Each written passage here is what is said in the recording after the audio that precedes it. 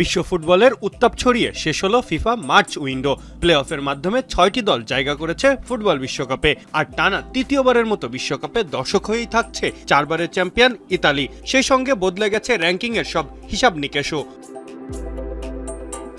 ২০২৬ বিশ্বকাপের মহাযজ্ঞ শুরুর আগে এটিই ছিল ফিফার সবশেষ আন্তর্জাতিক বিরতি ও নিজেদের র্যাঙ্কিং বাড়ানোর সুযোগ, যেখানে ব্রাজিল ও ক্রোয়েশিয়ার বিপক্ষে বড় জয়ে ২ ধাপ এগিয়ে শীর্ষস্থান দখল করেছে কিলিয়ান এমবাপ্পের ফ্রান্স। র্যাঙ্কিংয়ের শীর্ষ ৩-এ নিজেদের শক্তিশালী অবস্থান ধরে রেখেছে লামিন ইয়ামালের স্পেন এবং বর্তমান চ্যাম্পিয়ন আর্জেন্টিনা।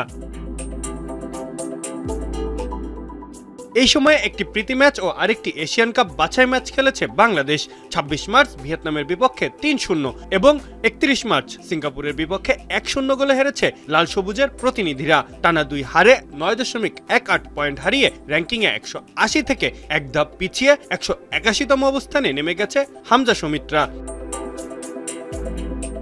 ১৭৬১.১৬ পয়েন্ট নিয়ে তালিকার ষষ্ঠ স্থানে স্থির রয়েছে ব্রাজিল।